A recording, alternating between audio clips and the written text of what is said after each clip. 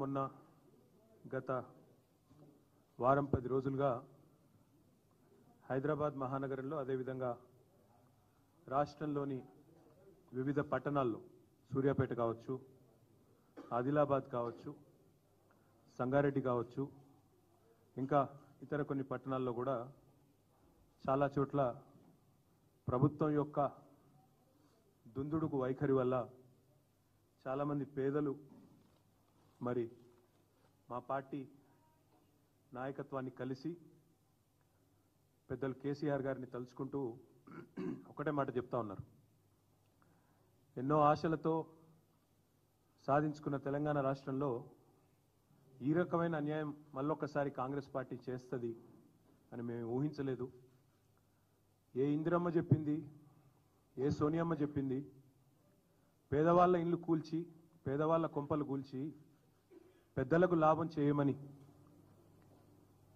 ఏ తల్లి చెప్పింది రేవంత్ రెడ్డికి అని చెప్పి ఇవాళ తెలంగాణలోని పేద తల్లులందరూ మా దగ్గరికి వచ్చి, మా నాయకత్వం దగ్గరికి వచ్చి మొరబెట్టుకుంటా ఉన్నారు. ముందుగా హృదయపూర్వకంగా నేను తెలంగాణ హైకోర్టుకి ధన్యవాదాలు తెలియజేస్తా ఉన్నా. రాష్ట్రంలోని పేదల తరపున ఈ బుల్డోజర్ రాజ్యాన్ని, ఈ బుల్డోజర్ నిర్వాకాన్ని ఇవాళ ఈ హైడ్రా కమిషనర్ను హైకోర్టు ఈరోజు మందలిచ్చి మీరు చట్టపరంగా పోవాలి తప్ప ఇష్టానుసారంగా పోతే ఊరుకోమో, అవసరమైతే స్టే విధించాల్సి వస్తుందని చెప్పినందుకు నేను రాష్ట్రంలోని పేదల పక్షాన గౌరవ హైకోర్టు కూడా హృదయపూర్వకంగా వారికి ధన్యవాదాలు కూడా తెలియజేస్తా ఉన్నాను. మా లీగల్ సెల్ కూడా వారికి అండగా నిలబడ్డది. పేదలకి లంచ్ మోషన్లు కూడా మూవ్ చేశారు. వారికి కూడా హృదయపూర్వకంగా నేను ధన్యవాదాలు తెలియజేస్తా ఉన్నాను. నిన్న మొన్న క్షేత్రస్థాయిలో పెద్దలు జగదీష్ రెడ్డి గారు కానీ, హరీష్ రావు గారు కానీ, శ్రీమతి సబితా ఇంద్రారెడ్డి గారు, గంగుల కమలాకర్ గారు, మహమూద్ అలీ గారు, మా గౌరవ శాసనసభ్యులు దేవిరెడ్డి సుధీర్ రెడ్డి గారు, అదేవిధంగా వెంకటేష్ గారు, కాలేరు వెంకటేష్ గారు, ఇంకా చాలామంది మా తమ్ముడు కార్తిక్ రెడ్డి గారు, ఇంకా శ్రీనివాస్ గౌడ్ గారు, ఇంకా చాలామంది మిత్రులు క్షేత్రస్థాయిలో నిన్న మొన్న తిరిగి ప్రజల్లో ఒక విశ్వాసాన్ని నింపే ప్రయత్నం కూడా చేశారు. వారికి కూడా మరి హృదయపూర్వకంగా నేను అభినందనలు కూడా తెలియజేస్తా ఉన్నాను. ఇవాళ నేను మీ ద్వారా ప్రజలకు చెప్పేది, ప్రభుత్వాన్ని సూటిగా అడిగేది ఒకటే. అసలు ఎవరి కోసం చేస్తున్నారు ఈ ప్రాజెక్టు ముందుగా చెప్పాలని చెప్పి నేను రాష్ట్ర ప్రభుత్వాన్ని అడుగుతా ఉన్నాను. మీ ప్రాధాన్యాలు ఏంటి? మీరు ఇచ్చిన వాగ్దానాలు ఏంటి? మీరేం చెప్పారు?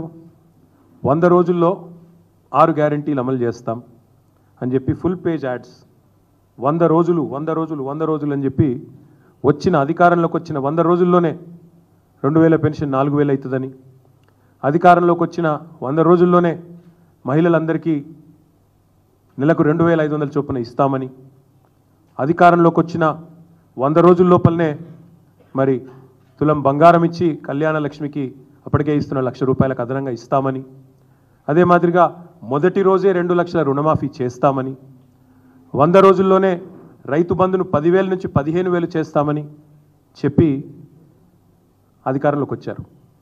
వచ్చి ఇప్పటికి 300 రోజులు దాటింది. ఈ రోజుతో 300 రోజులు దాటింది. 100 రోజుల్లో చేస్తానని చెప్పిన ఒక్క మాట చేయకపోగా 300 రోజులు దాటినా కూడా ఎప్పుడు చేస్తారో కనీసం స్పష్టత ఇవ్వకుండా ఇవాళ అక్కరకు రాని, అక్కర లేని, ప్రజలు కోరుకొని ఏదో కాస్మెటిక్ ఎన్హాన్స్మెంట్ కోసం 1,50,000 కోట్ల రూపాయలు ఖర్చు పెడతాము అంటే నేను రాష్ట్ర ప్రభుత్వాన్ని, ముఖ్యంగా ముఖ్యమంత్రి రేవంత్ రెడ్డి ఎవరైతే ఈరోజు మున్సిపల్ శాఖ చూస్తూ ఉన్నారో ఆయన సూటిగా అడుగుతా ఉన్నా, మీరు ఏం ఆశించి చేస్తున్నారు ఈ ప్రాజెక్ట్? దయచేసి చెప్పండి. ఒకవైపేమో ఖజానాలో పైసలు లేవు, లంకె బిందెలు లేవు అని మీరే చెప్తారు. అప్పుల కోసమే అప్పులు కట్టాల్సి వస్తుందని మీ ఉప ముఖ్యమంత్రి చెప్తాడు.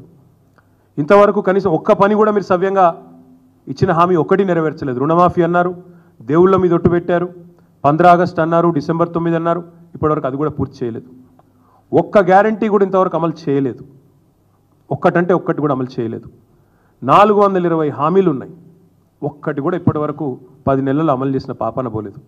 ఒక్క కొత్త ఉద్యోగం కూడా ఇవ్వలేదు.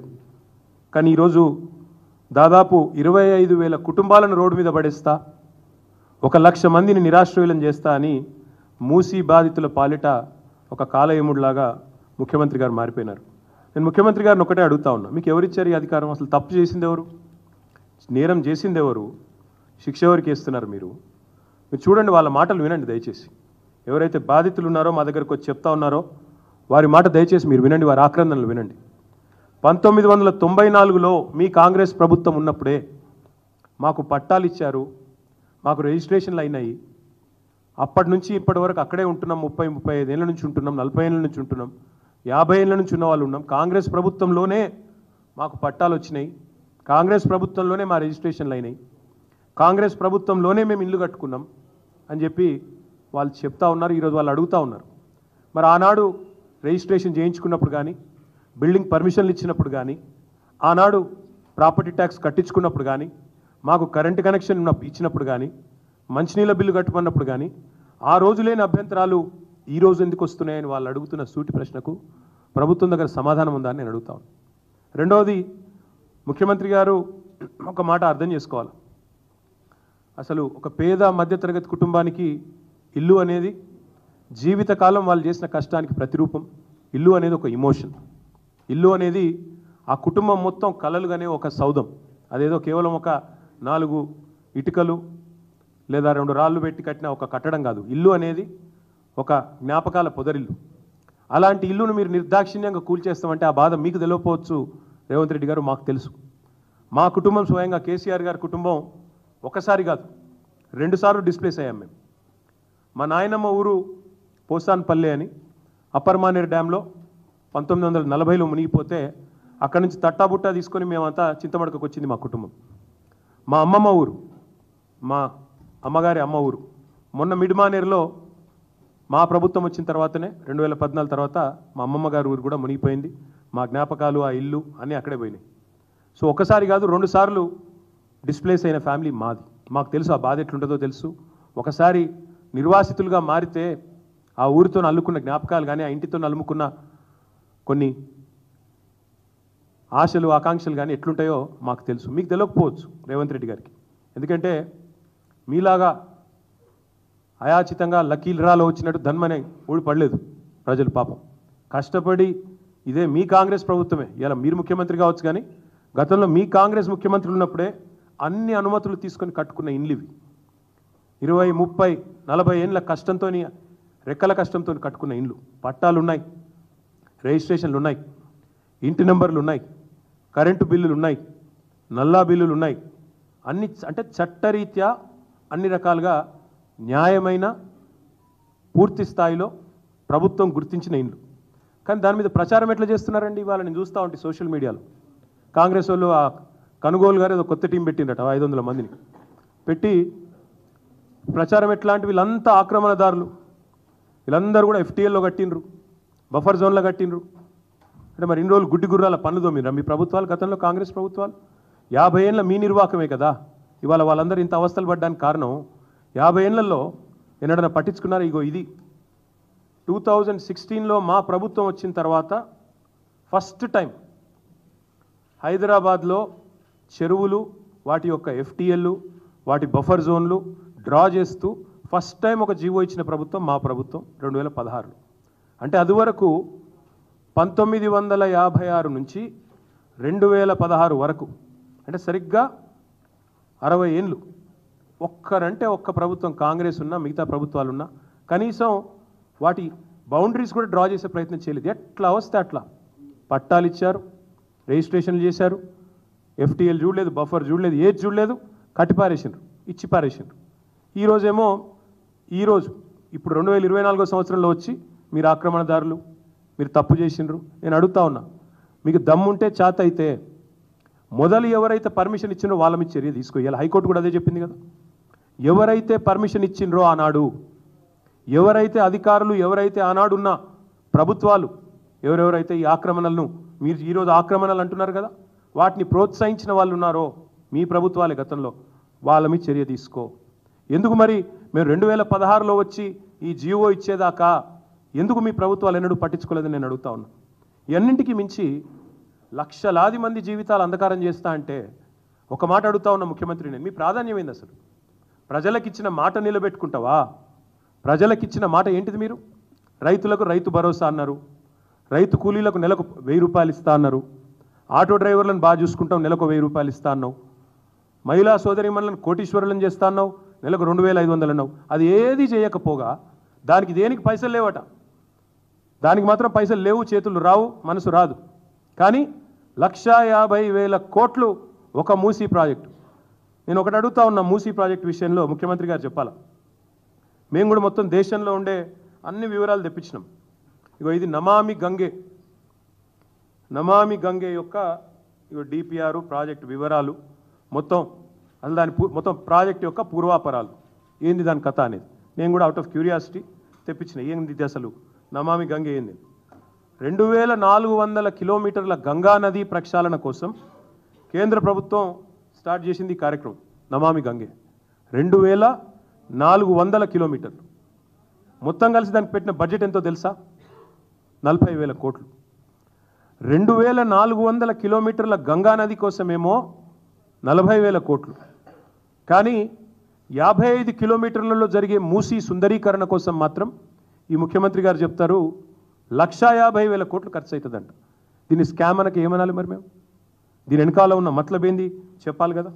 ఇంకొక మాట కూడా రేవంత్ రెడ్డి గారు చెప్పాలి. అనుమతులు ఇచ్చిన ఇండ్లను కూల్చడం అంటే ఇది ప్రభుత్వానికి తన వ్యవస్థ మీద, తన యంత్రాంగం మీద, తన పరిపాలన మీద తనకే పట్టులేని తనానికి నిదర్శనం కాదని నేను అడుగుతా ఉన్నా. ఇంకొక మాట కూడా నేను రేవంత్ రెడ్డి గారిని అడుగుతా ఉన్నా. కూల్చాల్సి వస్తే, and I'm saying this as a minister who worked in municipal department for 8 years, 8 ఏళ్ళు మున్సిపల్ మినిస్టర్గా నేను పనిచేస్తున్నాను. కూల్చాల్సి వస్తే మొదట కూల్చాల్సింది నాలాల మీద ఉన్న వాటిని కూల్చాలంటున్నారు కదా. ఫస్ట్ కూల్చాల్సింది హైడ్రా కమిషనర్ ఆఫీసు. బుద్ధ భవన్ ఏదైతే ఎక్కడైతే హైడ్రా కమిషనర్ కూర్చున్నాడో అదే FTL మీద ఉంది. అసలు FTL అంటున్నారు సార్, నాలా మీద ఉంది. హుసేన్ సాగర్ పక్కనే ఉండే నాలా మీద బుద్ధ భవన్, దానిలోనే ఎలక్షన్ కమిషనర్ ఉంటాడు, యువతల దిక్కొస్తే హైడ్రా కమిషనర్ ఉంటాడు, అలానే విమెన్స్ కమిషన్ ఉంది. ఫస్ట్ ఆ బిల్డింగ్ కొట్టాలి మీరు నిజంగానే కూల్చాల్సి వస్తే. రెండోది ఏం కొట్టాలి తెలుసా మీరు? ఏ GHMC అయితే పర్మిషన్లు ఇస్తుందో ఆ GHMC బిల్డింగ్ను రెండోది కొట్టాలి. ఎందుకంటే GHMC బిల్డింగ్ కూడా నాలా మీదే ఉంది. మరి నువ్వు ఇతరులకు శుద్ధులు చెప్పే ముందు నీ కాడికెళ్ళి మొదలు పెట్టాలి కదా. చారిటీ బిగిన్స్ ఎట్ హోమ్ కదా, అది చేయరట. నాకు తెలిసి మరి ముఖ్యమంత్రి గారికి నా అవకాశం ఇస్తే మనం కొత్తగా కట్టుకున్న డాక్టర్ బాబాసాహెబ్ అంబేద్కర్ సెక్రటేరియట్, ఎందుకంటే ఆయన ఒక లక్ష్యం పెట్టుకున్నాడు, కేసీఆర్ ఆనవాళ్ళు లేకుండా చేయాలి. మరి సెక్రటేరియట్ని చూడగానే అందరు కేసీఆరే గుర్తొస్తాడు. మొన్న గణపతి బప్ప మోరియా అనుకుంటే వెయిన్రాడికి వెళ్ళి ఆడ రాగానే కేసీఆర్ యాదకొచ్చింది. కేసీఆర్ పాటలు పెట్టగానే ముఖ్యమంత్రికి ఇరిటేషన్ వస్తున్నది. మరి ఆయనతో సంధిస్తే అది కూడా FTL అని ఆయన సెక్రటేరియట్ని కూడా గొలగొడతాడమని నా డౌట్. నేను అడుగుతా ఉన్నా ముఖ్యమంత్రిని, ఇట్లా మూసీ బాధితులు ఆక్రందనలు చేస్తుంటే, మూసీ బాధితులు ఇబ్బంది పడుతుంటే, నిన్న మొన్నటిదాకా డైలాగులు కొట్టిన మీ అధినాయకులు ఎక్కడ? మీ రాహుల్ గాంధీ ఏడి? మీ ప్రియాంక గాంధీ ఏడి? ఇదివరకు వచ్చి ఓట్లు అడుక్కున్నప్పుడేమో ఇక్కడికి వచ్చి అశోక్ నగర్లో ఛాయ్ తాగుతూ, షాదాబ్ హోటల్లో బిర్యానీ తింటూ, యాక్టింగ్లు చేస్తూ బ్రహ్మాండమైన అద్భుతమైన నటనా కౌశలాన్ని ప్రదర్శించి ఓట్లు దండుకున్నారు కదా. మరి ఈరోజు ఆక్రందనలు నిలబడతలేవా అని నేను అడుగుతా ఉన్నా కాంగ్రెస్ పెద్దలకు. ఢిల్లీ పార్టీలను ఎప్పుడు గెలిపించినా గల్లీలలో ఎప్పుడు ప్రజల ఆక్రందనలు ఇట్లే ఉంటాయి. నేను ఇంకొక మాట కూడా అడుగుతా ఉన్నా. మాట్లాడితే ప్రతి సందర్భంలో అడిగేవాళ్ళు మమ్మల్ని ఏమని, రిటర్న్ ఆన్ ఇన్వెస్ట్మెంట్ ఎంత? మేము కాళేశ్వరం కడుతుంటే అన్నాడు అడిగినారు, కాళేశ్వరంతో ఏం సాధిస్తారు, ఇంత పెద్ద పెట్టుబడి పెట్టి ఏం సాధిస్తారు అని పదే పదే అడిగేది. కాళేశ్వరం వల్ల ఏమవుతుందని. కాళేశ్వరం గురించి ఒక్క మాటలో చెప్పాలి అంటే, కాళేశ్వరం అనేది ప్రపంచంలోనే అతిపెద్ద multi stage lift irrigation project, బహుళార్థ ప్రయోజనాలున్న ప్రాజెక్టు కాళేశ్వరం. ఒక పంటకు 40 లక్షల ఎకరాలకు నీళ్ళు ఇచ్చే ప్రాజెక్టు, 2 పంటలకు 80 లక్షల ఎకరాలకు నీళ్ళు ఇచ్చే ప్రాజెక్టు కాళేశ్వరం. ఇండస్ట్రియల్ కన్జంప్షన్ కోసం 10% వాటర్. అదేవిధంగా డ్రింకింగ్ వాటర్ హైదరాబాద్ మహానగరంతో పాటు వేలాది గ్రామాలకు డ్రింకింగ్ వాటర్, వేలాది గ్రామాలకు, వందలాది పట్టణాలకు డ్రింకింగ్ వాటర్ ఇచ్చే ప్రాజెక్టు కాళేశ్వరం. హైదరాబాద్కు నెత్తి మీద శాశ్వతంగా ఒక కుండ పెట్టినట్టే కరువు తీర్చే కల్పతరువు కాళేశ్వరం. దానికి రిటర్న్ ఆన్ ఇన్వెస్ట్మెంట్ ఏందని చాలామంది, చాలా పెద్దలు చాలా మాటలు మాట్లాడినారు. నేను అడుగుతా ఉన్నా, ఇవాళ కాళేశ్వరం కట్టడం తర్వాత, ఇప్పుడు నిన్నగాక మొన్న పేపర్లో వచ్చింది, ఈనాడు పేపర్లో చూసుకోండి, వరి సాగులో తెలంగాణ టాప్ భారతదేశంలో. కాళేశ్వరం పుణ్యం కాదా అది? ఇవాళ తెలంగాణలో కాళేశ్వరం వల్ల ఏం జరిగింది అంటే, ఆ 1,00,000 కోట్ల పెట్టుబడితో ఏం జరిగిందంటే తెలంగాణ వరి సాగులో టాప్ అయింది. తెలంగాణలో తాగునీటి సమస్య పోయింది. హైదరాబాద్కు తాగునీటి సమస్య రానే రాదు. మరి నేను అడుగుతున్నా రేవంత్ రెడ్డి, చెప్పు, 1,00,000 కోట్లతో కాళేశ్వరం కడితే రిటర్న్ ఆన్ ఇన్వెస్ట్మెంట్ ఏంది అన్నావు. నువ్వు చెప్పు నాకు ఈరోజు. నీ మూసీ ప్రాజెక్టు వల్ల మురిసేది ఎంతమంది? నీ మూసీ ప్రాజెక్టు వల్ల రిటర్న్ ఆన్ ఇన్వెస్ట్మెంట్ రాష్ట్రానికి ఎంత? నీ మూసీ ప్రాజెక్టు వల్ల 1 ఎకరానికన్నా నీరు వస్తుందా? సాగునీరు ఒక రైతు కన్నా లబ్ధి చేకూరుతుందా? అంటే ఇప్పటికే మూసీ కింద ఉన్న ఆయకట్టు కాకుండా నేను చెప్పేది కొత్తగా ఏమైనా వస్తుందా? Number 1 point. ఒక రిజర్వాయర్ ఉందా ఇంట్లో ఈ మూసీ ప్రాజెక్టులో? ఒక పంప్ హౌస్ ఉందా? ఒక అండర్ గ్రౌండ్ టనల్ ఉందా? ఏం లేకున్నా 1,50,000 కోట్లు అంటే స్కామ్ కాదా? ఎడబోతున్నాయి 1,50,000 కోట్లు. అందుకే నేను అనేది, మీరు మాట్లాడితే మీ రాహుల్ గాంధీ వచ్చి అన్నాడు ఇక్కడికి, కాళేశ్వరం ఏటీఎం అన్నాడు. కేసీఆర్కు బీఆర్ఎస్కు ఏటీఎం అన్నాడు. మరి మూసీ ప్రాజెక్ట్ ఏంది? రిజర్వ్ బ్యాంకా కాంగ్రెస్ పార్టీకి? 1,50,000 కోట్లు అంటే భారతదేశంలోనే అతిపెద్ద కుంభకోణం కాదా ఇది? నమామి గంగేకి 40,000 కోట్లు. ఇంకా మీకు చెప్పాలి, ఇంకా ఉన్నాయి వేరే ప్రాజెక్టులు కూడా తెప్పించిన. ఇగో ఇది Sabarmati river front. Sabarmati river ఫ్రంట్కి మొత్తం ఖర్చు అది 38.5 కిలోమీటర్లు సాబర్మతి రివర్ ఫ్రంట్. దానికైనా మొత్తం ఖర్చు 7,005 కోట్లు. ఇప్పటికీ 7,050 కోట్లు. ఇంకా కొద్దిగా పని మిగిలిందట. 2005లో చాలా అయింది, ఇంకా నడుస్తున్నది. దాని తర్వాత యమునా రివర్ ప్రాజెక్టు 22 కిలోమీటర్లు ఢిల్లీ పక్కకు. ఇక దాని ఖర్చు 1000 కోట్లు. ఇంకా నడుస్తుంది అది కూడా. ఇక దానికంటే ముఖ్యమైనది మీకు కావాల్సింది ఇక గంగా. ఇప్పుడే చెప్పినా నేను మీకు, ఇప్పటికీ ఖర్చు అయింది నమామి గంగేలో 20,000 కోట్లు. ఇంకా 20,000 కోట్లు ఖర్చు అవుతుంది అనేది వాళ్ళ అంచనా. థేమ్స్ నది కూడా ఏదైతే ముఖ్యమంత్రి చెప్తున్నాడో అది కూడా మొత్తం ఖర్చు పెట్టింది వాళ్ళు దాదాపు 40,000 చిల్లర కోట్లు. మరి నేను అడిగేది ముఖ్యమంత్రి గారిని, ఇంతకంటే ఈ అన్నిటికంటే అద్భుతాన్ని ఏదో నేను ఆవిష్కరిస్తా అంటే దీని మీద వచ్చే రిటర్న్ ఆన్ ఇన్వెస్ట్మెంట్ ఎంత? రాష్ట్ర ప్రజలకు కొనగూరే ప్రయోజనం ఎంత? లాభం ఎంత? ఎవరి కోసం చేపడుతున్నావు మూసి చెప్పమని కోరుతా ఉన్నా. దీనివల్ల మురిసేటోళ్ళు ఎవరు? ఎగిరి గంతేసేటోళ్ళు ఎవరు? నిన్ను ఒత్తిడి పెడుతున్నది ఎవరు? నిన్ను అసలు ప్రజలకిచ్చిన వాగ్దానం అమలు చేయకుండా నువ్వు ఒక దిక్కేమో పైసలు లేవంటావు. పెన్షన్లు పెంచమంటే పైసలు లేవు. పక్క రాష్ట్రంలో చంద్రబాబు నాయుడు గారు పెంచలేదా? రాగానే 1 వీక్లో పెంచింది కదా 4,000 పెన్షన్. నువ్వెందుకు పెంచుతలేవు? దానికేమో పైసలు లేవు. ఈరోజు వానాకాలం లాస్ట్ డే, ఇంతవరకు రైతు బంధు దిక్కులేదు. రైతులు అడుగుతున్నారు, అయిపోయింది మొత్తం పంటలు నాట్లేసినాం, సీజన్ అయిపోతుంది, ఎప్పుడు వస్తాయి పైసలు? దానికి సమాధానం లేదు. రుణమాఫీ కావాలని చెప్పి సెల్ఫీలో ఉద్యమం చేస్తున్నారు రైతులు, దాని మీద సమాధానం రాదు. కొత్త హామీలు కాదు, ఉన్న హామీలు ఏమైనా మాకు 2 నెలలు పెన్షనే కొట్టినావు, దాని సంగతి ఏంటంటే చెప్పేటోడు లేడు. ఇందిరమ్మ రాజ్యం అన్నారు. మరి ఇందిరమ్మ రాజ్యంలో మీరు ఇండ్లు కట్టిస్తారని ఓట్లేసారు. ఇందిరమ్మ ఇండ్లు అని మీరే చెప్పిండ్రు. కానీ పేదల ఇండ్లు కూలగొడతామని ముందే చెప్పినంటే ఒక్కడంటే ఒక్కడు కాంగ్రెస్ ఓటేస్తుండేనా? ఒక్కసారి ఆలోచించమని చెప్పి నేను ఈ ముఖ్యమంత్రిని అడుగుతా ఉన్నా. అసలు ముఖ్యమంత్రి గారు 3-4 రోజుల నుంచి ముఖం చాటేసిండు మీడియాకి. లేకపోతే మీతో చీట్ చాట్లు అవి చేస్తుంటాడు కదా ఎక్కువ. ఇప్పుడు చేస్తలేడు. ఎందుకు? భయం. ఆతల ప్రజల ఆగ్రహం కట్టలు తెంచుకుంటున్నది.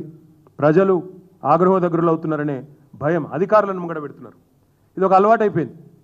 అమెరికాలో బోగస్ కంపెనీలు తెచ్చిండు, వాళ్ళ అన్నగాడు 1000 కోట్ల పెట్టుబడి పెట్టి మొగాడు ఎప్పుడైపోయిండు, అన్ని పైసలు ఆడికెళ్ళి వచ్చినాయి, రేవంత్ రెడ్డి ఏమైనా పంపించి ఆడికెళ్ళి తెప్పిస్తుండా అని విమర్శలు సోషల్ మీడియాలో రాగానే ఏం చేయాలి? జయేష్ రంజన్ రావాలి, రామకృష్ణారావు రావాలి, వాళ్ళు సంజాయిషి ఇవ్వాలి. ఇవాళ హైదరాబాద్లో మూసీలో ఈ రకంగా దుర్మార్గం ఎట్లా చేస్తారు, అరాచకం ఎట్లా చేస్తారంటే ఓ దానకిషోర్, ఓ రంగనాథ్ రావాలి. ఎందుకు నీ మంత్రులు ఎందుకు వస్తలేరు ముంగటికి? మంత్రులు ఎందుకో వచ్చి చెప్తలేరు మూసీ వల్ల గొప్పదనం, మూసీ ఎంత జనరంజకమైన ప్రాజెక్టు, మూసీ ఎంత అద్భుతమైన ప్రాజెక్టు, మూసీని చేయడం వల్ల రాష్ట్రం ఎట్లా మురిసిపోతుంది, దానివల్ల ఎన్ని అద్భుతాలు జరుగుతాయి, ఎందుకు చెప్పలేకపోతున్నారు? చేతనైతే లేదా? లేక సరుకు లేదా? నేను అదే అంటా ఉన్నా, వాస్తవాలు చెప్పే ధైర్యం లేక అధికారుల వెనకాల దాక్కుంటే కుదరదు ముఖ్యమంత్రి. అసలు మేనిఫెస్టోను చెప్పు, నీ గ్యారంటీ కార్డుల సంగతి చెప్పు. 100 రోజుల్లో అమలు చేస్తా అని 300 రోజులకు కూడా ఏమీ చేయని నీ అశక్తతను చెప్పు. ఎందుకు మరి ఎవరి కోసం ఈ కూల్చివేతలు, ఎవడి కోసం ఈ 1,50,000 కోట్లు చెప్పు. వాళ్ళు ఒక్కొక్కరు మాట్లాడుతూ ఉంటే, ఒక్కొక్కరు ఏడుస్తూ ఉంటే చిన్న పిల్లలు 7 ఏళ్ల పిల్లలు 5 ఏళ్ల పిల్లలు ప్లకార్డులు తీసుకొని బడి బంద్ చేసి రోడ్డు ఎక్కితే ఒక మంత్రి అంటాడు 5,000 రూపాయల కోసమట మాట్లాడుతున్నారట సోషల్ మీడియాలో. అందరూ మీ లెక్క ఉండరు, కాంగ్రెస్ వాళ్ళ లెక్క. 50 కోట్లకు పీసీసీ ప్రెసిడెంట్ అమ్ముకోవడం, 500 కోట్లకు ముఖ్యమంత్రి పదవి అమ్ముకోవడం, మంత్రులు ఒక్కొక్కరు పంచుకోవడం, పర్సంటేజీలు పంచుకొని ఒకరినొకరు కాపాడుకునే ప్రయత్నం చేయడం. మీ కాంగ్రెస్ లాగా దిక్కుమాలిన అలవాట్లు ప్రజలకు ఉండవు, తెలంగాణ బిడ్డలకు అసలు ఉండవు. ఆత్మగౌరవం మీద కొడితే, ఆత్మగౌరవం విషయానికే వస్తే మంత్రి గారు శ్రీధర్ బాబు గారు, తెలంగాణ ప్రజలు తిరగబడితే మీరు ఊళ్ళలో తిరగలేని పరిస్థితి వస్తుంది, మంచిది కాదు. మీరంటే కొంత గౌరవం ఉంది, చదువుకున్న వాళ్ళు కొంత సంస్కారవంతంగా మాట్లాడతారనే గౌరవం ఉండేది. కానీ మీ మాటల వల్ల పోతా ఉంది. మొన్ననేమో ఇద్దరు బీఆర్ఎస్ ఎమ్మెల్యేలు కొట్లాడుతున్నారు అని అతి తెలివి. నిన్ననేమో వీళ్ళు 5,000 రూపాయల కోసం సోషల్ మీడియాలో 5,000 రూపాయల కోసం ముఖ్యమంత్రిని బూతులు తిడుతున్నారని మాట్లాడతావా? అవును, నువ్వు పోయి వాళ్ళ ఇంటి మీద పడి ఇలుగుల కొడతా అంటే వాళ్ళు అవో దేవుడు వచ్చిందని ముక్తారా? నీకేమంటారు మరి? ఎలా ఏడుపులు తక్కువనే ఆడ, ఒక్కొక్కరు బీపీలు పెరిగి షుగర్లు పెరిగి ఈఎంఐలు ఎట్లా కట్టాలి, మా పరిస్థితి ఏంది, కష్టపడి కట్టుకున్న ఇల్లు గులగొడుతున్నారని చెప్పి ఆరోగ్యాలు దెబ్బతింటుంటే, ప్రెగ్నెంట్ మహిళలు ఏడుస్తుంటే, చిన్న పిల్లలు గూడు చెదిరి ఏడుస్తుంటే అనడానికి మనసు ఎట్లా ఒప్పిందండి నీకు? నాకు అర్థం కాదు. అంతో ఇంతో సంస్కారం ఉన్నాడు, చదువుకున్నాడు అని గౌరవం ఉండేది. కానీ సావాస దోషం అనుకుంటా ఓటుకు నోటు దొంగలతో కూర్చుంటే నువ్వు కూడా అట్లా అయిపోయాను. పక్కన కూర్చొని చెడిపోయింది శ్రీధర్ బాబు గారు కూడా. ఇది మంచిది కాదు. ఇప్పటికే 3 చనిపోయినారు. బుచ్చమ్మ గారు కూకట్పల్లిలో చనిపోయింది, వాస్తవం కాదా? మా నాయకులు హరీష్ రావు గారు, సబితక్క, తలసాని గారు గాంధీ హాస్పిటల్కి పోతే అడ్డుకున్నది వాస్తవం కాదా? కృష్ణారావు గారు మా కూకట్పల్లి ఎమ్మెల్యే. ఈ చిన్న పిల్లల ఆవేదన రోజు కనబడతలేదా నీకు? హైకోర్టుకు అర్థమైంది కానీ నీకు అర్థమవుతలేదా? అందుకే నేను అడిగేది, ఇక ఆయన గురించి తిట్టుతున్న తిట్లు అవి చూస్తే మాకే మంచిగా అనిపిస్తలేదు, గట్ల తిడుతున్నారు. ఆ తిట్లు అయితే మామూలు తిట్లు లేవు అవి. నేను ఎప్పుడు చూడలేదు, అట్లాంటి తిట్లు చూడలేదు, అట్లాంటి తిట్లు వినలేదు. భయం అవుతుంది ఆ తిట్లు చూస్తుంటే కూడా. అట్లాంటి తిట్లు పొరపాటున కాంగ్రెస్ వాళ్ళు అడిదికి ఓకురండి, ముందే చెప్తున్నా. పోతే మాత్రం అక్కడ ఏం జరుగుతుందో మా బాధ్యతనైతే కాదు, ఎందుకంటే ప్రజలు విపరీతమైన కోపం మీద ఉన్నారు. మీరు పొరపాటున కూడా అడిదికి ఓకుండ్రి, పోతే మాత్రం ఏం జరిగినా మా బాధ్యత అయితే కాదు. కానీ ఒకటి మాత్రం పక్కా, ఇవాళ వేలాది మంది కుటుంబాలను రోడ్డు మీద పాడేసి, లక్షలాది మంది నిరాశ్రయులను చేసి, పేద మధ్యతరగతి ప్రజలు అన్ని అనుమతులు తీసుకొని కట్టుకున్న బిల్డింగ్లను ఇష్టం వచ్చినట్టు కూలగొడతా అంటే మాత్రం బీఆర్ఎస్ పార్టీ మాత్రం చూసుకుంటా ఊరుకోదు. ఖచ్చితంగా వారికి అండగా నిలబడతాం. నిన్న మా నాయకులు మాటిచ్చి వచ్చారు. మా ఎమ్మెల్యే సుధీర్ రెడ్డి కూడా ఇవాళ పొద్దున చెప్పారు, నేను చూసిన, చైతన్యపూర్ పోయి చెప్పిండు, బుల్డోజర్ అంటూ వస్తే దానికి అడ్డంగా నేనే నిలబడతా అని చెప్పిండు. తప్పకుండా మేము అందరం కూడా చెప్తా ఉన్నాం, బుల్డోజర్లు వస్తే వాటికి అండగా, తప్పకుండా వాటికి ఎదురుగా, వాటికి అడ్డుగా బీఆర్ఎస్ పార్టీ నాయకులు అందరం నాతో సహా మేము వచ్చి నిల్చుంటాం, అడ్డుకుంటాం అనే మాట కూడా నేను తప్పకుండా చెప్తా ఉన్నా. ఎందుకంటే ఇది మంచిది కాదు. మీరు చేయాలనుకుంటే ఓ పద్ధతి ఉంటుంది. ఈ ప్రాజెక్ట్ చేయాలనుకుంటే ముందు అన్ని నెరవేర్చండి, ప్రజలకు ఇచ్చిన హామీలు నెరవేర్చండి. 6 గ్యారంటీలు అమలు చేయండి. రైతు రుణమాఫీ పూర్తి చేయి. 6 గ్యారంటీలు అమలు చేసి అందరి ఖాతాల్లో పైసలేయి. ఆ తర్వాత 1,50,000 కోట్లు నీ అయ్యే జాగిరా, ఇష్టం వచ్చినట్టు ఖర్చు పెడతాననికే, ప్రజల సొమ్ము అది. నువ్వు ఉంటావు పోతావు రేపు. 1,50,000 కోట్లు నీ విలాసాలకు, నీ కాస్మెటిక్ హంగులకు. ఆడ పేద ప్రజలు చేస్తుంటే, వాళ్ళ గూడు చెదిరి ఏడుస్తుంటే నువ్వు ఇష్టం వచ్చినట్టు నేను నా ఇష్టం వచ్చిన ప్రాజెక్టులు చేస్తా. ఎవడి కోసం చేస్తావు? ఎట్లా చేస్తావు? ఇచ్చిన హామీలు నెరవేర్చకుండా. అందుకే ప్రజా కోర్టులోనూ ఎండగడతాం వీళ్ళను, సుప్రీంకోర్టు దాకా కూడా పోతాం అవసరమైతే. హైకోర్టు ఇవాళ చాలా స్పష్టంగా చెప్పింది. అందుకే మేము అనేదల్లా ఒకటే, కాంగ్రెస్ నాయకులకు నేను విజ్ఞప్తి చేస్తూ ఉన్నా. కొంతమంది మాట్లాడుతూ ఉన్నారు ఇది మంచిది కాదు అని, కొంతమంది లోపలనే ఉడుకుపోతూ ఉన్నారు. వాళ్ళకు కూడా విజ్ఞప్తి చేస్తూ ఉన్నా, ఈ పేదవాళ్ళ కన్నీళ్ళ దాటికి మీరు తప్పకుండా ఇబ్బంది పడతారు. కాంగ్రెస్ నాయకులారా చెప్పండి మీ ముఖ్యమంత్రికి, పేదవాళ్ళతో పెట్టుకోవడం మంచిది కాదు.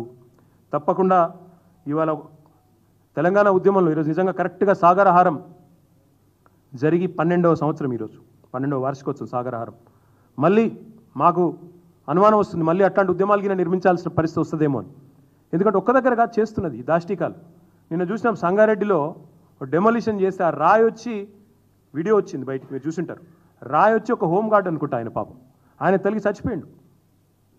చనిపోయినరా లేక చనిపోయినని తెలియదా? క్రిటికల్గా ఉన్నారు, హాస్పిటల్లో ఉన్నారు. అంటే ఈ రకంగా అసలు ప్లానింగ్ లేదు, పద్ధతి లేదు, పాడు లేదు, కూలగొట్టాలన్న ఒక పిచ్చి తప్ప దానివల్ల ఏమొస్తుందో కూడా అర్థం లేదు. ఇంకొక మాట నేను అడుగుతా ఉన్నా, నేను ఒక మున్సిపల్ మినిస్టర్గా పనిచేస్తున్నాను కాబట్టి అడుగుతా ఉన్నా.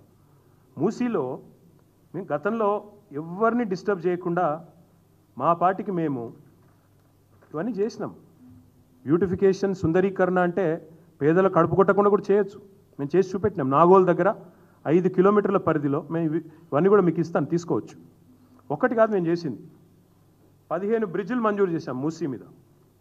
545 కోట్ల రూపాయలతో అలా కొన్ని నిర్మాణంలో ఉన్నాయి. అక్కడే ఈ రకంగా పేద ప్రజల కోసం మాకు ఆనాడు ఉన్న పరిమితుల్లో, కోవిడ్ తర్వాత ఉన్న ఇబ్బందుల్లో చేయగలిగిన పనులు చేస్తూ పోయినాం. మేమేం చేయకుండా ఉండలేదు, స్టార్ట్ చేశాం బ్యూటిఫికేషన్. కానీ పేదల కడుపు కొట్టలేదు. వాకింగ్ ట్రాక్లు ఏర్పాటు చేసినాం. ఇది మూసీ నాగోల్ దగ్గర. ఇవన్నీ గతంలోనే చేసి ఉన్నాం. ఇదేదో నేనేదో ప్రపంచంలో ఎవరూ చేయింది చేస్తాను అన్నట్టు ముఖ్యమంత్రి గారు ఏదైతే పోజులు కొడుతున్నారో, నేను వారికి చెప్పేదల్లా ఒకటే, మీరు చేయాలనుకున్నది, మీరు ఏం చేయాలనుకుంటున్నారో చెప్పండి, స్పష్టంగా చెప్పండి. ఓపెన్ జిమ్లు పెట్టాము, అందులోనే పేపర్లు కూడా రాసినాయి. ఇది నాకు తెలిసి ఇండియన్ ఎక్స్ప్రెస్, తెలంగాణ టుడేను. ఇది ఆ రోజు జిమ్లు పెడితే, తర్వాత వాకింగ్ ట్రాక్స్ చేస్తే ఆ రోజు పేపర్స్ కూడా రిపోర్ట్ చేసినాయి. చేయలేదని కాదు, కానీ ఏ ఒక్క పేదవాడిని కూడా ఎఫెక్ట్ చేయకుండా మేము చేయాల్సిన పని చేసినాం.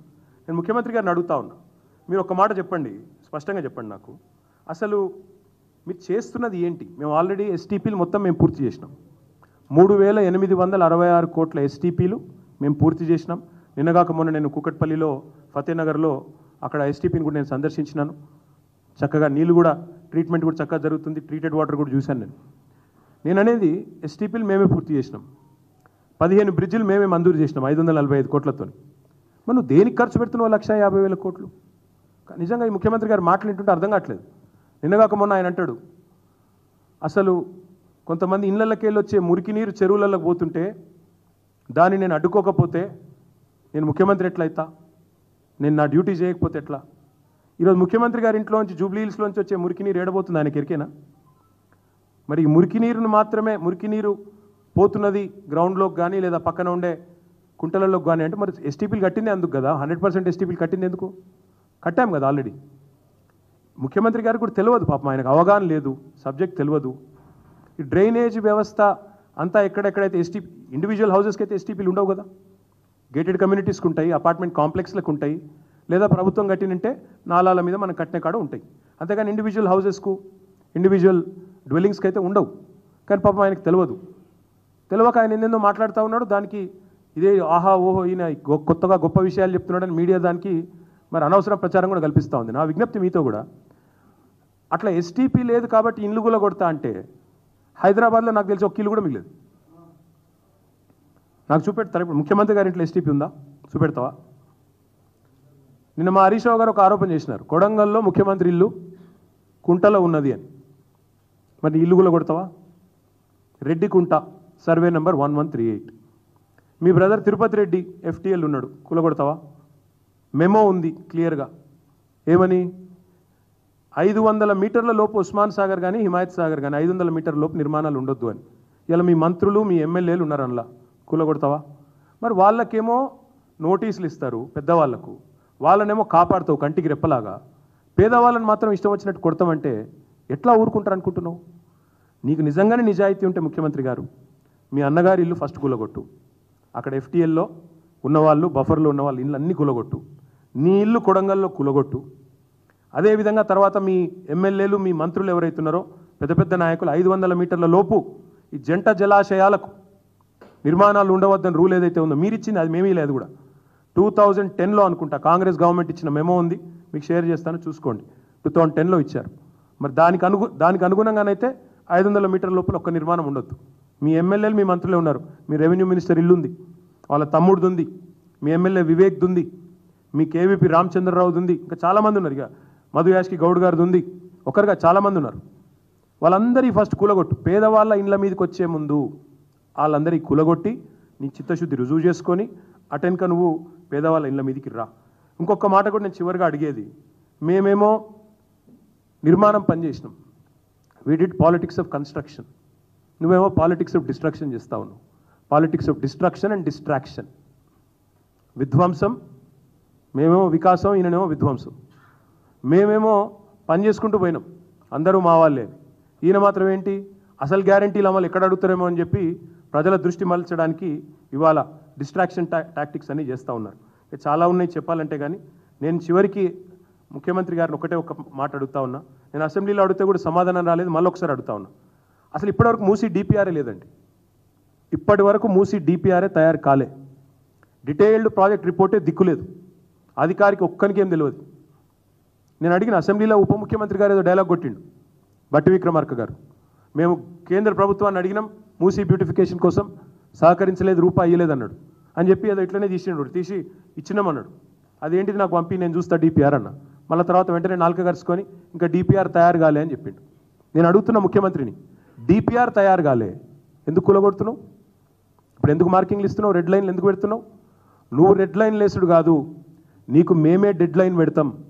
ఎట్టి పరిస్థితుల్లో మూసి నిర్వాసితులను మీరు ముట్టుకుంటే తప్పకుండా మేము వాళ్ళ తరపున గట్టిగా కదం తొక్కుతాము.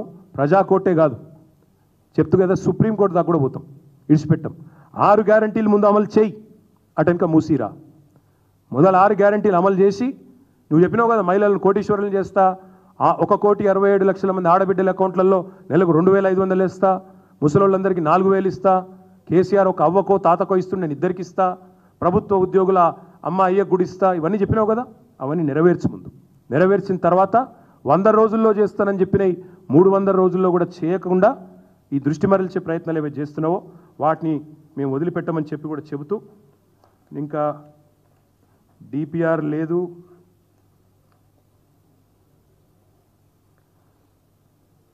ఇక హైడ్రా పేరిట ఆల్రెడీ కొంత రిలీఫ్ అయితే ఈరోజు హైకోర్టు ద్వారా వచ్చిందని నేను భావిస్తూ ఉన్నాను. హైడ్రా కూడా కమిషనర్ గారు కూడా గుర్తుపెట్టుకోవాలా, మీరు ప్రభుత్వ అధికారి, మీరు మాట్లాడే మాటలు నేను కూడా విన్నాను నిన్న.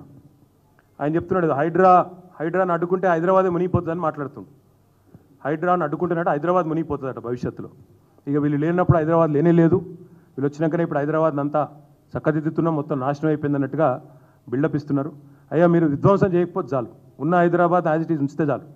ఉన్న కంపెనీలు ఉంచండి, రియల్ ఎస్టేట్ రంగాన్ని దెబ్బతీయకండి. హైడ్రా దెబ్బకి ఇప్పటికే రిజిస్ట్రేషన్ ఆదాయం తగ్గింది. మీ ఫైనాన్స్ సెక్రటరీని అడిగని చెప్తాడు.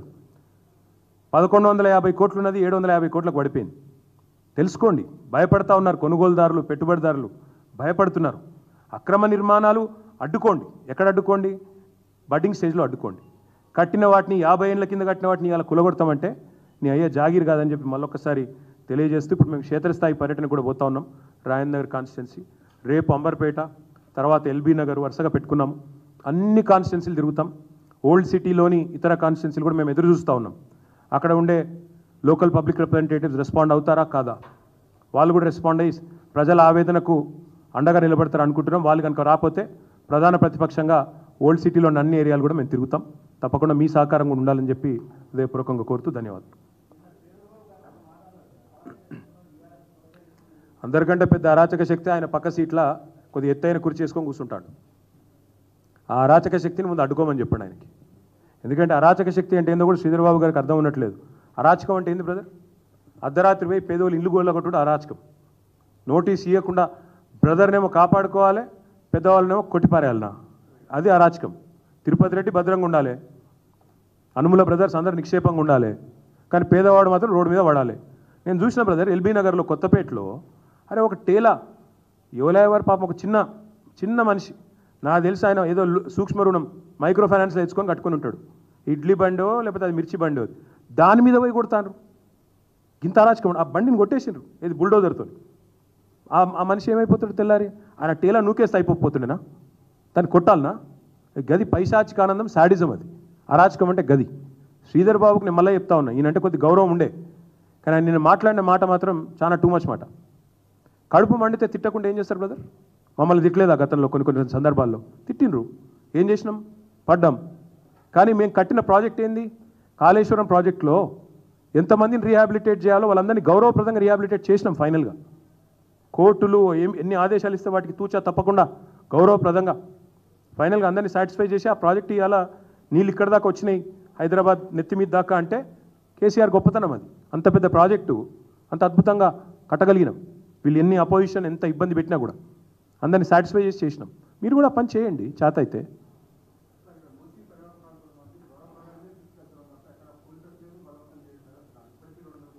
ఒక పని చేయమని బ్రదర్, ఒక పని చేయమందాం కాగా, ఒక పని చేయమందాం. ఇదే మాటని మంత్రి గారిని అక్కడికి వచ్చి చెప్పమను. మంత్రి గారు ఎవరెవరైతే అధికారులు వెనకాల ఎందుకు దాక్కుంటున్నారు? డైరెక్ట్గా మీ అందరూ ప్రజాప్రతినిధులు కదా, ప్రజలకు ప్రతినిధులు మేమందరం, మేము తిరుగుతున్నాం, నిర్భయంగా తిరుగుతున్నాం. వాళ్ళని కూడా రమ్మనండి, వచ్చి ఇదే మాట, మేమేం తప్పు చేస్తలేం, అన్ని కరెక్ట్. అసలు ఇంతవరకు మీకు తెలుసా ఒక మాట, ఆ ప్రాంతంలో ఇంతవరకు సర్వే జరగలేదు. దొంగచాటు ఏం చేసినా ఇప్పటిదాకా ప్రభుత్వం దొంగచాటుగానే చేసింది. ఏదో పేరు చెప్పి పోవడం, ఏరియల్ డ్రోన్ల సర్వే చేయడం. అసలు ఆ ప్రజల దగ్గర పోయి ప్రజాభిప్రాయ సేకరణ చేయాలనే రూల్ ఉందన్న తెలుసా వీళ్ళకు? ఏది కూడా చేయట్లేదు. కరెక్టేనా ఇది? నిన్న పిల్లి గుడిసెలు చెంచల్గూడలో గతంలో మా ప్రభుత్వం ఉన్నప్పుడు అలౌట్ కూడా చేశాం, నేనే పోయి ఇనాగ్రేట్ చేసిన. అది అందులో కొన్ని మిగిలిండే, ఆడ కొంతమందిని అడిగి పంపించారు, ఆడలు వెళ్ళేది. అందుకే ఇంగ్లీష్లో ఒక మంచి సామెత ఉంది, elect a clown expect a circus అని. ఇక అది అర్థమైన వాళ్ళకి అర్థమవుతుంది. నేనేమంటున్నా అంటే, ఒక పద్ధతి ప్రకారం నడపాలి ఏదైనా, కానీ ఇష్టారీతిని నడుపుతామంటే కుదరదు, ప్రజలు ఒప్పుకోరు, కుదరదు. మా పని మేము చేస్తాం బ్రదర్. ఇప్పుడు బీజేపీ వాళ్ళకైతే కన్సర్న్ లేదు, కనబడుతూనే ఉంది. వాళ్ళు ఎంతసేపు రేవంత్ రెడ్డి గారికి తప్పెట తాళాలు వేసుకుంటూ తిరుగుతున్నారు. రేవంత్ రెడ్డి ఏం చేసినా జై జై జై అని బండి సంజయ్, అమృత్ స్కామ్ అయిందంటే కదలరు మెదలరు. అదేవిధంగా ఇతర ఎన్ని అంశాల్లో కూడా ఇప్పటివరకు నేను గమనిస్తూ ఉన్నా, బీజేపీ ఎంపీలందరూ కాంగ్రెస్ ఎంపీల కంటే ఎక్కువ ఉత్సాహాన్ని ప్రదర్శిస్తూ రేవంత్ రెడ్డికి తప్పెట తాళాలు కొట్టుకుంటూ మంచిగా బ్రహ్మాండంగా చెక్కబదన చేసుకుంటూ తిరుగుతున్నారు. ఇక వాళ్ళ నుంచి ఏం ఎక్స్పెక్ట్ చేయాలి బ్రదర్?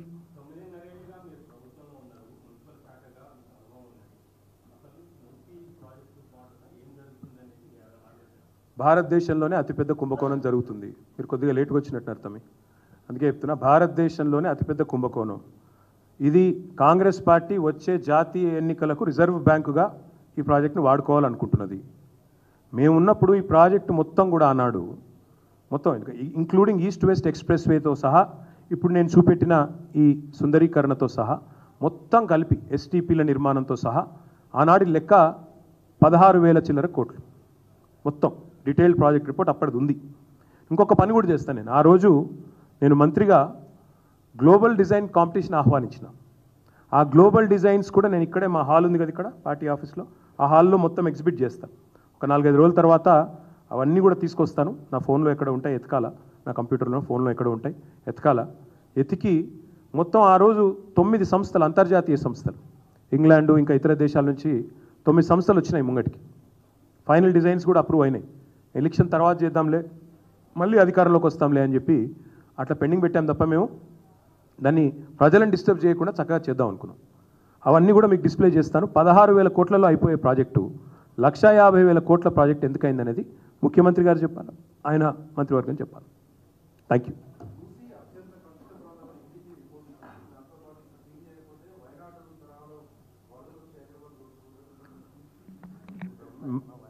మూసీని ప్రక్షాళన చేయాల్సిందే. ప్రక్షాళన అంటే ఏంటి బ్రదర్? అందులో మురికి నీరు ఉండకూడదు. దానికోసం ఏం చేశాము? 4,000 కోట్ల రూపాయలతో ఎస్టీపీలు కట్టాము. మీరు దయచేసి మొన్న నాతో వచ్చారు, మీరు ఏది ఫతేనగర్ ఎస్టీపీకి వచ్చినారు, ట్రీటెడ్ వాటర్ చూశారు. మిగతా అన్ని ఎస్టీపీలు కూడా నేను తిరుగుతాను, మీరు కూడా రండి, చూపెడతాను. ట్రీట్మెంట్ ఆల్రెడీ చేస్తున్నాం. మూసీలోకి ఇంకా అది అత్యంత కలుషితమైన అనే మాట భవిష్యత్తులో ఉండదు, ఎందుకంటే థ్యాంక్స్ టు కేసీఆర్ ఆల్రెడీ ఎస్టీపీలు అయిపోయినాయి. ఇప్పుడు మీరు చేయాల్సిందల్లా ఏంటంటే, వీళ్ళు చేయాల్సిందల్లా ఏంటంటే, రివర్ బెడ్లో ఎవరైనా ఉంటే వాళ్ళని ఒప్పించి, వాళ్ళకు మీరు భవిష్యత్తులో వరదల వల్ల ఏమైనా ఇబ్బంది ఉంటుంది అనుకుంటే వాళ్ళకు, ఇప్పుడు ప్రజాభిప్రాయ సేకరణ చేయకుండా ప్రాజెక్ట్ ఎందుకోసం చేస్తున్నారో చెప్పకుండా, అసలు ఫస్ట్ ఆఫ్ ఆల్ గవర్నమెంట్లో స్పష్టత లేదు బ్రదర్. సుందరీకరణ చేస్తున్నారా, మీరు అన్నట్టు ప్రక్షాళన చేస్తున్నారా, లేదా రివర్ ఫ్రంట్ డెవలప్మెంట్ చేసి పక్కకేమైనా బిల్డింగ్లు కడతారా? కానీ నేను లాస్ట్కి ఒక ప్రశ్న అడుగుతా రాకేష్. ఇప్పుడు గతంలో 30 ఏళ్ళ కింద 40 ఏళ్ళ కింద ఒక మల్లయ్య అంటే ఆయన ఇల్లు కట్టుకున్నాడు, ఏది బఫర్ జోన్లో కట్టుకున్నాడు. ఇదే కాంగ్రెస్ గవర్నమెంట్ ఇచ్చింది పర్మిషన్. 30 ఏళ్ళకెళ్ళి ఆడు ఉంటాడు, ఇంకా కూడా లోనో గినో తీసుకోవచ్చు, దాని మీద ఉంటుంది. ఇప్పుడు ఆ మల్లయ్య ఇల్లు కూడా కొట్టి రేపు మాల్ కడతా అంటే ఏం కాన్సెప్ట్ ఏంది అసలు? అంటే మల్లయ్య ఇంట్లోకి వెళ్ళి వచ్చే సీవేజ్ ఏమో సకటిది కాదు, రేపు మాల్ కడతా అందులోకి వెళ్ళి వచ్చే సీవరేజ్ మాత్రం పర్వాలేదా? నువ్వు చెప్పిన ప్రక్షాళననే వాస్తవం అయితే మరి మొత్తం బఫర్ జోన్ పెట్టి మొత్తం క్లీన్గా పార్కులు లేదా గ్రీన్ ఏరియా పెట్టాలి. కానీ ప్రభుత్వం ఏమంటుంది, ఇది ఒక రియల్ ఎస్టేట్ ప్రాజెక్ట్ మాదిరిగా చేస్తా అంటుంది. ముఖ్యమంత్రి గారు చెప్పింది నేను విన్నాను గోపన్పల్లిలో, మొత్తం ఏదో టవర్స్ కడతా, ఇది చేస్తా, అది చేస్తా. నువ్వు పేదవాళ్ళ గుడిసెలు తొలగించి రియల్ ఎస్టేట్ వ్యాపారం చేస్తా అంటే పేదవాడు ఎందుకు ఒప్పుకోవాలి మరి? కరెక్ట్, నువ్వు పునరావాసం కల్పించకపోతే ఎందుకు వినాలే? నువ్వు డబుల్ బెడ్రూమ్ ఇల్లు ఇస్తా అంటున్నావు, కానీ వాళ్ళకి అలా పక్కా ఇండ్లు ఉన్నాయి. ఒక్కొక్కరు పాపం 3-4 వేల స్క్వేర్ ఫీట్లలో ఉన్నారు. నువ్వు తీసుకుపోయి 560 స్క్వేర్ ఫీట్ల డబుల్ బెడ్రూమ్ ఇల్లు నడిబొడ్డున హైదరాబాద్ నడిబొడ్డుకి వెళ్ళి తీసుకుపోయి ఊరవతలు ఇస్తా అంటే ఎట్లా పోతారు? ఎట్లా కన్విన్స్ చేస్తావు? అందుకే నేను అనేది ఫస్ట్ ప్రభుత్వం చెప్పండి మీ ప్రాధాన్యం ఏంటి? మీరు ఇచ్చిన గ్యారంటీలు అమలా, లేకపోతే ఈ షోకులు, ఈ షోపుట ప్రాజెక్టుల, దీనివల్ల ఎవరికి లాభం? దీనివల్ల రిటర్న్ ఆన్ ఇన్వెస్ట్మెంట్ ఏంది? రాష్ట్రానికి కొనగూరే ప్రయోజనం ఏంది? అసలు ఇప్పటికి మీతో ఐటీ కంపెనీ వాళ్ళు ఎవరు తహతహలాడుతున్నారో వచ్చి ఆడ మూసి కాడ పెట్టుబడి పెడతా అని ఒక పేరు చెప్పు. ఏ ఐటీ కంపెనీ ఆయన వచ్చి నేను ఆడ బిల్డింగ్ను అర్జెంట్ గట్టి నేను ఆడ పోయి దుకాణం పెడతా అని చెప్పిన ఒక పేరు చూపెట్టు. మలక్పేటలో నేను ఆల్రెడీ స్టార్ట్ చేసిన ఐటీ టవర్, నేనే పోయి ఫౌండేషన్ వేసి వచ్చిన. ఆడ హైదరాబాద్ ఎంపీ నేను పోయినాం. ఇప్పటివరకు ఆపేసిండ్రు దాన్ని. ఇప్పుడు కావాలంటే అడగొచ్చు, మీరు పోయి చూడొచ్చు. మలక్పేటలో ఎక్కడేసిన గొంగలు అక్కడనే అన్నట్టు మేము వేసిన ఫౌండేషన్ అట్లే ఉంది. మా మహమూద్ బైక్ మొన్ననే చెప్పిన నేను, చూసి రండి అని. ఫస్ట్ నీకు చేత అయితే ఆడ ఐటీ నిజంగానే ఓల్డ్ సిటీకి రావాలన్న ఇంట్రెస్ట్ ఉంటే మలక్పేట ఐటీ టవర్ పూర్తి చేయి. నీకు చిత్తశుద్ధి ఉంటే ఆ పని చేయి. అదేది చేయకుండా నా ఇష్టం ఉన్నట్టు నేను చేస్తా అంటే మాత్రం ఖచ్చితంగా వదిలిపెట్టాం. ఇప్పుడు రంగనాథ్ గురించి ఇంకోళ్ళ గురించి నేను మాట్లాడినా, నేను రేవంత్ రెడ్డి గురించి మాట్లాడుతున్నాను.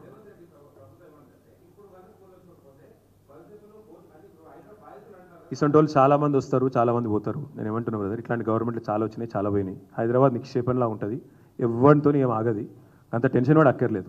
1908లో వరదలు వచ్చినాయి. ఆ తర్వాత 1920లో జంట జలాశయాలు కట్టిరు విశ్వేశ్వరయ్య గారు.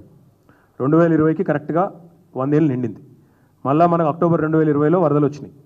కాబట్టి వరదలు వచ్చేది ఎప్పుడో ఒకసారి వస్తుంటాయి. అది కూడా ప్రకృతి వైపరీత్యం, ఈ గ్లోబల్ క్లైమేట్ చేంజ్ కానీ ఇంకోటి కానీ దానివల్ల వస్తుంటాయి, నేను కాదంటలేను. ఎంక్రోచ్మెంట్స్ అక్కడక్కడ ఉంటే వాటి విషయంలో FTL లోపల ఉండి రివర్ బెడ్ లోపల ఉంటే దానికి ఒక మానవీయ పద్ధతి ఉండాలి. అంతేగాని మా తమ్ముడికి ఒక న్యాయం, బామ్మర్దికి ఒక న్యాయం, బలహీనలకు ఒక న్యాయం అంటే ఊకో. అది నా పాయింట్. Thank you.